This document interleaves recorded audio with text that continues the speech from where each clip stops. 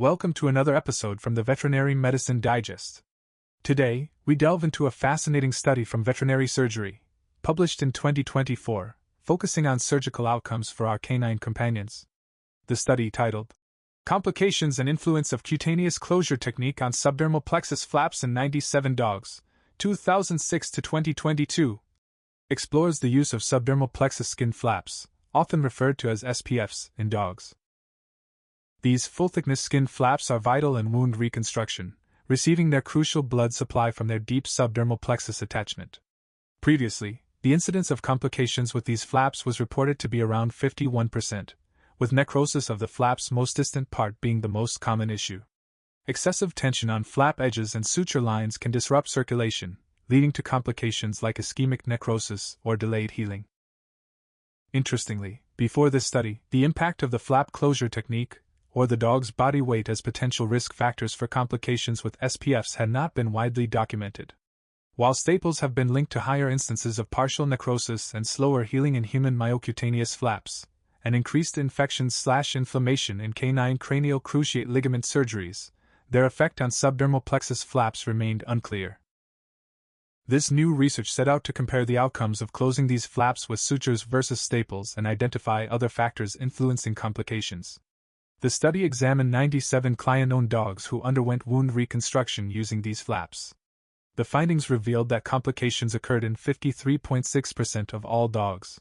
While the researchers observed a numeric difference, with 72.2% of dogs experiencing complications when staples were used for closure compared to 49.3% with sutures, they noted that there were not enough cases in each group to perform a confident statistical analysis of this particular difference.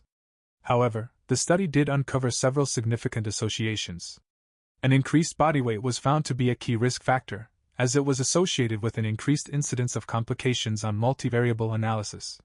Specifically, for every kilogram increase in body weight, the odds of complications rose by 1.056 times.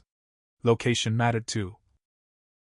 Wounds on the head and the use of an advancement flap were associated with a lower incidence of complications.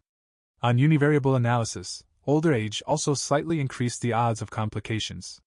The most common complications observed were wound dehiscence, occurring in 35% of dogs, followed by wound discharge and seroma, each seen in 14% of cases, and surgical site infections in 10%. Notably, 13% of dogs required further surgical intervention due to dehiscence. The severity of complications varied, with moderate complications being the most frequent, 38.5%. And 2 dogs, unfortunately, had severe complications leading to euthanasia due to persistent wound breakdown. In discussing their results, the authors reiterated that while their study showed a higher numerical incidence of complications with staples, they could not definitively conclude that staples increased the risk due to an insufficient sample size for robust statistical analysis. This highlights the need for larger, prospective studies to thoroughly investigate the impact of closure techniques. The association between increased body weight and higher complication rates was a significant finding, with the researchers suggesting this could be due to larger flaps, longer surgery times, or the chronic inflammatory state often seen in larger or obese dogs, though body condition score data was unavailable. The correlation between increased age and complications on univariable analysis was also discussed, potentially linking to age-related changes in the immune system or reduced wound healing capabilities due to fewer crucial cells like keratinocytes and fibroblasts. The overall complication rate of 53.6% in this study was comparable to previous reports, but this study uniquely focused only on dogs, recognizing that wound healing differs significantly between dogs and cats. Despite some limitations inherent in a retrospective study, such as missing data on surgical duration or flap dimensions, the research provides valuable insights, emphasizing the role of body weight as a significant risk factor for complications with subdermal plexus flaps in dogs. Thank you for listening to the Veterinary Medicine Digest. The title for the reference paper is in the video description. Remember to test your knowledge by answering the questions below, and as always, keep those minds inspired, hearts light, and tails wagging.